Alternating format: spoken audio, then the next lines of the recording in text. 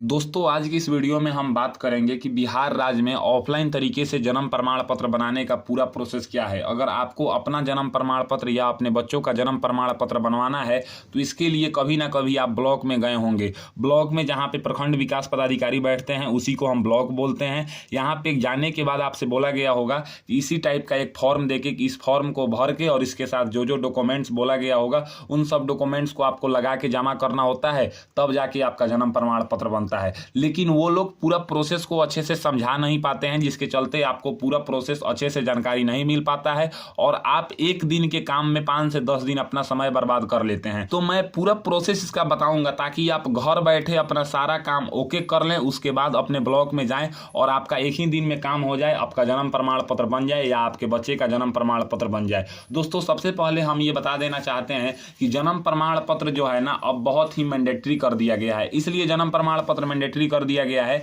क्योंकि supreme court का जो है ना एक डिसीजन आया है और उस डिसीजन में ये बात बताया गया है कि आधार कार्ड को हम डेट ऑफ बर्थ के प्रूफ पे नहीं ले सकते हैं। डेट ऑफ बर्थ के प्रूफ के लिए आपको जन्म प्रमाण पत्र लेना होगा या 10वीं का सर्टिफिकेट लेना होगा। यानी कि आधार कार्ड का पहचान बस इतना ही रह गया है कि वो केवल आइडेंटिटी बताएगा। वो तो ना तो नागरिकता का प्रमाण होता है और ना ही जो है ना डेट ऑफ बर्थ का प्रमाण होता है। जो लोगों का नया आधार कार्ड इशू किया गया हो उन पे ये बात लिखा हुआ भी है। तो हम बात करते हैं जन्म प्रमाण पत्र बनवाने का। तो जन्म प्रमाण पत्र में आपको जो है ना एक ऑफलाइन फॉर्म भरना होता है। अब देखिए ऑफलाइन फॉर्म जो है वो कुछ इस टाइप का होगा। इस ऑफलाइन फॉर्म जो है ना आप लोग ये कहिएगा कि मेरे पास ऑफलाइन फॉर्म ही नहीं है तो हम कैसे अपना जन्म प्रमाण पत्र बनवाएं, आप मुझे ऑफलाइन फॉर्म को दे दीजिए। तो देखिए इसमें जो है ना ये जो पहला पेज है ये 3 पेज का फॉर्म होता है। तो पहला पेज और दूसरे पेज का फॉर्म जो है वो आप प्रिंट करा लेंगे अगर मैं पीडीएफ भेजूंगा। लेकिन तीसरा पेज कुछ इस टाइप से होता है। आप देखिए इसका आप प्रिंट कैसे लगाएंगे, और ये जो है ना सबसे इंपॉर्टेंट है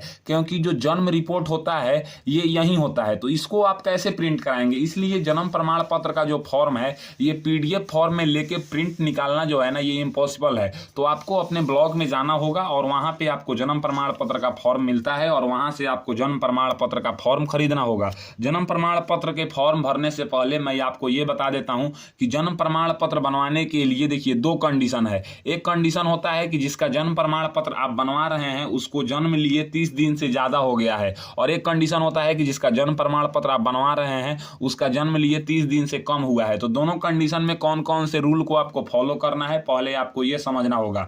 सबसे पहले मैं यहाँ पे कलम से लिखा हूं, जैसे कि जन्म प्रमाण पत्र बनवाने के लिए शिशु के माँ या पापा के नाम से आधार कार्ड लगेगा। यानी कि जिसका जन्म प्रमाण पत्र बन रहा है उसके पापा और माँ दोनों आदमी का आधार कार्ड होना जरूरी है। जन्म प्रमाण पत्र के फॉर्म पे 3 गवाह के सिग्नेचर का जरूरत पड़ता है, यानी कि 3 गवाह का जरूरत पड़ता है। तीनों गवाह का आधार कार्ड होना चाहिए। ये सब जरूरी डॉक्यूमेंट्स है, आपको ये सब तैयार करना है। जन्म प्रमाण पत्र के फॉर्म पे अपने यहाँ के मुखिया से या सरपंच से या पंचायत सचिव जिनको हम ग्राम सेवक बोलते हैं या अपने यहाँ के चौकीदार या आंगनवाड़ी सेविका से सिग्नेचर कराना पड़ता है। ये भी जरूरी है, जरूरी नहीं है सब लोगों से कराइए। यहाँ पे 5 लोगों का नाम है, एक मुखिया, एक सरपंच, एक पंचायत सचिव, एक चौकीदार और एक आंगनवाड़ी सेविका। इसमें से किसी एक से कराना है। उसके बाद जन्म प्रमाण पत्र के फॉर्म के साथ एक एसडीएम कोर्ट यानी कि सब डिस्ट्रिक्ट मजिस्ट्रेट जो होते हैं उनके कोर्ट से बना हुआ शपथ पत्र यानी कि एफिडेविट लगाना पड़ता है। एफिडेविट लगाने का जो है ना 2 कंडीशन है। अगर जन्म लिए हुए शिशु का 30 दिन से ज्यादा हो गया है तो उनको एफिडेविट लगाना है। अगर जन्म लिए हुए शिशु का अभी उम्र 30 दिन से कम है तो उनको एफिडेविट नहीं लगाना है। आवेदक हमेशा जो है ना मतलब जिनका जन्म प्रमाण पत्र बन रहा है उनके माँ और पापा को ही रहना चाहिए, ये बेहतर होता है। अब बात करते हैं जन्म प्रमाण पत्र भरने का, इसका जो फॉर्म है। तो यहाँ पे सबसे पहले आपको जो है ना अपने ब्लॉक का नाम लिखना होगा। उसके बाद यहाँ पे विषय, आपको जो है ना अपने पुत्र का जन्म प्रमाण पत्र बनवा रहे हैं या पुत्री का, जिसका भी बना रहे हैं उसके सामने टिक कीजिएगा और वहाँ पे ये लिख देना है। फिर यहाँ पे आपको जो है ना अपना नाम लिखना है, यानी कि जो जन्म प्रमाण पत्र बनवा रहा है। जन्म प्रमाण पत्र कौन बनवाएगा, तो या तो जिसका जन्म प्रमाण पत्र बन रहा है उसकी माँ होंगी या उसके पापा होंगे। जो होंगे उनका नाम यहाँ पे लिखाएगा। अगर वो माँ होंगी तो यहाँ पे उनके पति का नाम लिखाएगा। अगर यहाँ पे पापा का नाम लिखाता है तो यहाँ पे उनके पिता का नाम लिखाएगा। उनका घर कितने नंबर वार्ड में पड़ता है यहाँ से बताएंगे। ग्राम या मोहल्ला का नाम आपको यहाँ पे लिखना है। पोस्ट ऑफिस का नाम आपको यहाँ पे लिखना है। पिन कोड अपना यहाँ पे लिखना है, आधार कार्ड के पीछे होता है, 6 अक्षर का होता है। अपने पुलिस स्टेशन का नाम आपको यहाँ पे लिखना है, थाना में।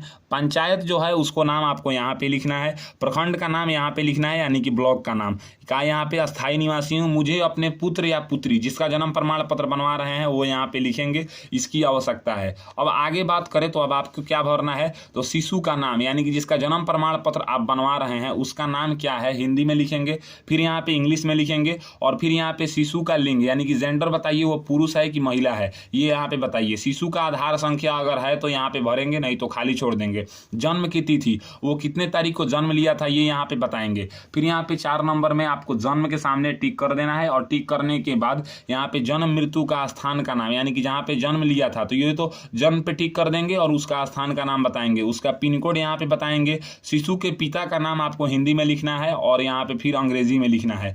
फिर यहाँ पे शिशु के पिता के आधार संख्या आपको लिखना है, और फिर यहाँ पे शिशु के पिता को बताना है कि वो क्या करते हैं, उनका पेशा क्या है, उनकी शैक्षणिक योग्यता यहाँ पे बताना है। 6 नंबर में शिशु के माता का नाम हिंदी में बताना है, और यहाँ पे 6 नंबर के बगल में आपको जो है ना उनका नाम इंग्लिश में बताना है। फिर यहाँ पे 6 नंबर के नीचे आप देखिएगा तो उनका आधार संख्या लिखना है। आधार संख्या लिखने के बाद उनका पेशा बताना है, अगर वो कुछ नहीं करती हैं तो उनको सिर्फ यहाँ पे गृहिणी लिख देना है, और उनका शैक्षणिक योग्यता बताना है, शैक्षणिक योग्यता यानी कि वो कहाँ तक पढ़ाई की हैं। अब यहाँ पे 7 नंबर में जन्म प्रमाण पत्र लेने का प्रयोजन यानी कि वो क्यों जन्म प्रमाण पत्र बनवाना चाह रहे हैं यहाँ पे ये बताएंगे, ये खाली भी आप छोड़ सकते हैं। शिशु के जन्म के समय माता पिता का पूरा पता यहाँ पे आपको लिख देना है। शिशु के माता पिता का अस्थायी पता यानी कि जहाँ पे वो जन्म लिया है उसका पता आपको यहाँ पे लिखना है। अस्पताल में कई लोग लेते हैं, कई लोग मतलब घर पे लेते हैं, जहाँ पे वो ले रहे हैं उनका पता यहाँ पे लिख देंगे। और शिशु के माता पिता के अस्थायी पता में आपको जो है ना उनके आधार कार्ड के पीछे देख के और वो पूरा पता लिख देना है। फिर यहाँ पे मैं शपथ पूर्वक घोषणा करता हूँ, अगर वो पिता हैं तो यहाँ पे कर्ता के सामने टिक करेंगे, अगर उनकी माँ है तो यहाँ पे करती हूँ के सामने आप लोग टिक कीजिएगा, करती हूँ के ऊपर, और फिर यहाँ पे अपने पुत्र या अपने पुत्री का यहाँ पे जन्म प्रमाण पत्र का मतलब दूसरे कहीं नहीं बनवाया है, और फिर यहाँ पे आपको जो है ना सिग्नेचर करना है। सिग्नेचर आपको यहाँ पे आवेदक का यानी कि जिसके नाम से फॉर्म भरा रहा है वो यहाँ पे सिग्नेचर करेगा और अपना मोबाइल नंबर लिखेगा। ये पहला पेज हमारा जो है ना फिलअप हो चुका है। अगर आप इसी में देखिएगा तो बताया गया है कि जन्म का प्रारूप 1 शपथ पत्र आपको लगेगा, माता पिता शिशु के आधार कार्ड की छाया प्रति, और अधिसूचक का जांच सत्यापन प्रतिवेदन। अब अधिसूचक क्या है, सत्यापन प्रतिवेदन क्या है, ये आपको आगे देखने को मिलेगा। पहला पेज के बाद अब बात करते हैं दूसरे पेज की। तो दूसरे पेज में हमारा आता है जन्म का घटना जांच। अब देखिए ये है जांच का प्रतिवेदन। इसमें अगर हम बात करें तो यहाँ पे अगर आवेदक मेल है तो आवेदक में टिक करना है, अगर आवेदक जो है वो फीमेल है तो आवेदिका श्री में यहाँ पे टिक करना है और उनका नाम यहाँ पे लिखना है। और फिर यहाँ पे जो है ना शिशु के सामने आपको जो है ना शिशु के ऊपर टिक करना है, उसका नाम यहाँ पे बताना है, उसके पिता का नाम यहाँ पे बताना है। फिर यहाँ पे जन्म के सामने टिक करना है, जन्म का दिनांक बताना है, वार्ड संख्या बताना है, ग्राम मोहल्ला बताना है, पोस्ट ऑफिस बताना है, पंचायत का नाम बताना है और थाना यहाँ पे बता देना है। अब यहाँ पे जो है ना उपरोक्त दी गई सूचनाओं में मैं व्यक्तिगत रूप से भली भांति जानता एवं पहचानता हूँ, ये सब कौन बताएगा, ये गवाह बताएगा। अब गवाह जो है ना ये तो गवाह सब फिल नहीं करेगा, आपको बस गवाह खोज के सिग्नेचर करा लेना है, तो ये आप अपने से ही फिल कर लीजिएगा। यहाँ पे शिशु के सामने टिक करना है और शिशु बता देना है। फिर यहाँ पे जन्म के सामने टिक करना है और जन्म का दिनांक बताना है, किस जगह पे जन्म हुआ है उसका स्थान यहाँ पे बता देना है। यदि गवाही का कोई भी अंश गलत पाए जाने पर विधि समस्त कार्रवाई की भागीदारी बनूंगा या बनूंगा। जो गवाही होगा जो मतलब जो गवाह देगा उसको अगर गलत पाया जाता है तो उस पर कोई मुकदमा किया जा सकता है। अब 3 लोगों से गवाही का मतलब करवाना है। गवाही में अगर बात करें तो सबसे पहले उनका नाम यहाँ पे लिखना है जो आपके गवाह हैं, उन तीनों लोगों का नाम लिखने के बाद तीनों लोगों को पिता का या पति का नाम लिखना है, आधार संख्या लिखना है, पता लिखना है, यहाँ पे हस्ताक्षर या अंगूठे का निशान करा लेना है।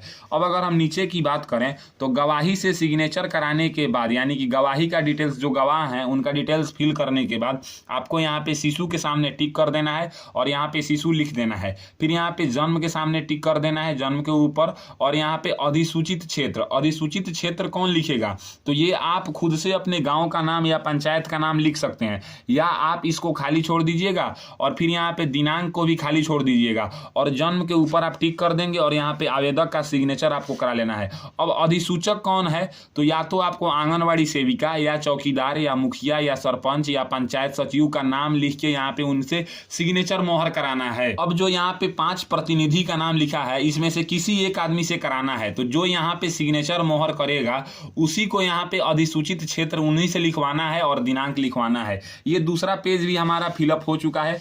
अब बात करते हैं तीसरे पेज की। तो अगर हम तीसरे पेज की बात करें तो इस ये जो है ना ये पे मतलब आपको A4 पेपर में नहीं मिलेगा। ये आपको मतलब प्रारूप संख्या ये 1 है, इसको फिलअप करना बहुत ही जरूरी है। अगर हम इसको बात करें तो इसको कैसे फिलअप करना है, तो सबसे पहले जन्म का तारीख यहाँ पे बताना है, पूरा तारीख लिखना है, उसका जेंडर बताना है कि वो पुरुष है कि महिला है, उसका नाम यानी कि जिसका जन्म हुआ है उसका नाम बताएंगे, उसके पिता का नाम बताएंगे, उसकी माता का नाम बताएंगे, जन्म का स्थान आपको यहाँ पे बताना है। अब जन्म का स्थान यहाँ पे क्या आपको लिखना है, तो नीचे में यहाँ पे जो है ना 2 ऑप्शन है, जैसे कि यहाँ पे एक है अस्पताल या संस्थान का नाम, एक है घर, और यहाँ पे जन्म का स्थान। अब देखिए जैसे अगर उसका अस्पताल में जन्म हुआ है तो यहाँ पे अस्पताल टिक करेंगे और यहाँ पे अस्पताल लिखेंगे, घर पे हुआ है तो घर टिक करेंगे और यहाँ पे 6 नंबर में जो है ना आपको घर लिखना है, और जो यहाँ पे पता है उसका पता लिखेंगे। फिर यहाँ पे 7 नंबर में सूचक का नाम। अब सूचक कौन है, जैसे मान लीजिए कि किसी लड़के का जन्म हुआ है तो सबसे पहले कौन बताया है, जैसे अगर गवर्नमेंट हॉस्पिटल में किसी का जन्म होता है तो आशा बताती है आके कि बधाई हो आपको बेटा हुआ है या बेटी हुआ है, तो वो हो गई सूचक। अगर प्राइवेट हॉस्पिटल में होता है तो नर्स आके बताती हैं, तो जो सूचक है उनका नाम यहाँ पे और उनका पता। अगर आप अपने हॉस्पिटल का नाम भी लिख सकते हैं जहाँ पे आपके लड़के का जन्म हुआ है या लड़की का, और फिर यहाँ पे सूचक का हस्ताक्षर या बाएं हाथ के अंगूठे का निशान यानी कि जो सूचक है। अब यहाँ पे 8 नंबर में बोल रहा है माता का निवास का शहर या ग्राम का नाम, जैसे जो बालक को जन्म दी है उनका जो है ना ग्राम से बिलोंग करती है कि शहर से, यहाँ पे बताना है। अगर शहर ग्राम का नाम बताएंगे या शहर का नाम, अगर ग्राम का नाम है तो ग्राम का नाम, शहर का नाम है तो शहर का नाम। फिर यहाँ पे नीचे आपको जो है ना चिन्हित करना है कि शहर से वो बिलोंग करती हैं कि ग्राम से। फिर यहाँ पे उस जिले का नाम मतलब फिल करना है जिस जिला से है, उस राज्य का नाम फिल करना है जिस राज्य से है। परिवार का धर्म, वो किस धर्म से परिवार बिलोंग करता है जिसके घर पे बालक जन्म लिया है, यानी कि हिंदू या मुस्लिम या ईसाई, यहाँ पे 3 ही धर्म है तो बता देना है। उसके बाद यहाँ पे आपको अन्य कोई धर्म है तो उसका नाम आप लोग अपने से लिख सकते हैं, 4 नंबर में यहाँ पे बताया हुआ है। उस 10 नंबर में पिता का शिक्षा का स्तर, यानी कि आपके पापा जी कहाँ तक पढ़ाई किए हैं जिनका मतलब बेटा या बेटी का जन्म प्रमाण पत्र बना है। फिर यहाँ पे माता के शिक्षा का स्तर आपको बताना है। उसके बाद यहाँ पे जो है ना आपको बताना है पिता का व्यवसाय यानी कि वो क्या करते हैं। फिर माता का व्यवसाय आपको बताना है कि वो क्या करती हैं। अब आपको इधर में आपको क्या बताना है कि शादी के समय माता की उम्र, यानी कि जो बच्चे को जन्म दी है उनका उम्र जब शादी हुआ था उस टाइम पे कितना था। अगर एक से ज़्यादा बार विवाह हुआ है तो आपको दूसरी शादी का नहीं, पहले शादी का उम्र यहाँ पे बताना है।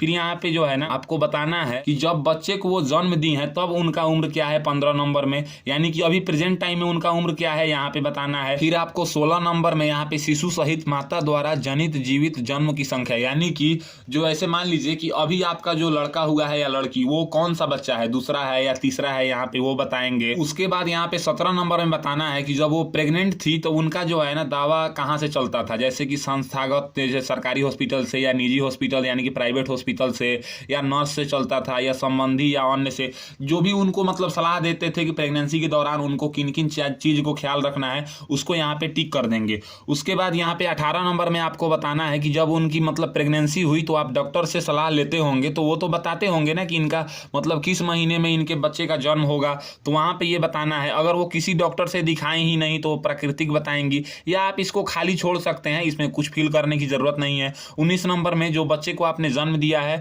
उसका यहाँ पे जो है ना वेट कितना है ये बताना है, और गर्भधारण की अवधि यानी कि आपने जो है ना कितने दिन का गर्भधारण किया था यहाँ पे सप्ताह में बताना है। तो आप मेनली जो है ना 9 महीने में 180 दिन होते हैं, उसमें आप 7 से भाग देके और यहाँ पे बता देंगे। यही 3 पेज का हमारा फॉर्म था जिसको हमने जो है ना भरना आज सीख लिया। अब फॉर्म भरने के बाद मतलब ये बताया है कि डॉक्यूमेंट्स कौन कौन सा लगाना है। तो डॉक्यूमेंट्स जैसा कि मैं आपको सबसे शुरू में ही बताया था, अगर मैं फिर से आपको दिखाऊं तो ये देखिए यही सब चीज आपको लगाना है। आप एक बार जो है ना वीडियो को यहीं पे रोक के और ये सब चीज को पढ़ लेंगे। अब बात करते हैं कि ये जो फॉर्म मैंने आपको दिखाया था ये फॉर्म उनके लिए है जिनका बच्चे का जन्म हुए 30 दिन से ज्यादा हो जाता है। अब एक और फॉर्म है जिनके बच्चे का जन्म लिए हुए अगर 30 दिन से कम है, तो बस ये जो है ना पहला पेज सेम रहेगा और लास्ट पेज सेम रहेगा, बस बीच में का एक पेज जो है ना ये बदल जाएगा। अगर बीच का मैं पेज दिखाऊं तो यहाँ पे आप देखिएगा तो लिखा हुआ है 1 दिन से लेकर 30 दिन तक, यानी कि अगर 1 से लेकर 30 दिन तक अगर उनका जन्म हुआ मतलब इसी के बीच में है तो ये वाला पेज आपको लगाना है बीच में, और वो वाला पेज जो है ना ये वाला पेज मैं आपको दिखा देता हूँ, ये वाला पेज आपको यहाँ से हटा देना है। तो बस कुछ नहीं करना है। अगर 30 दिन से कम है तो ये पेज नहीं रहेगा, जो पेज मैं अभी दिखाया वो पेज रहेगा। 30 दिन से ज्यादा होता है तो ये पेज रहेगा। तो इस टाइप से जो है ना बिहार में ऑफलाइन तरीके से जन्म प्रमाण पत्र बनता है। अगर इसमें कोई भी डिटेल्स ऐसा है जो मेरे से छूट गया है जल्दी में, तो आप लोग कमेंट बॉक्स में कमेंट कीजिएगा, मैं उस कमेंट का रिप्लाई जरूर दूंगा और आपके जो डाउट होंगे उसको क्लियर करूंगा। अगर वीडियो आपको पसंद आता है तो वीडियो को ज़्यादा से ज़्यादा लाइक कीजिए, ताकि आपका एक लाइक ही हमको ऐसे ही वीडियो बनाने के लिए मोटिवेट करता है। मिलता हूं एक और नई वीडियो में एक और नई जानकारी के साथ, तब तक के लिए मुझे दीजिए इजाजत। जय हिंद, जय भारत।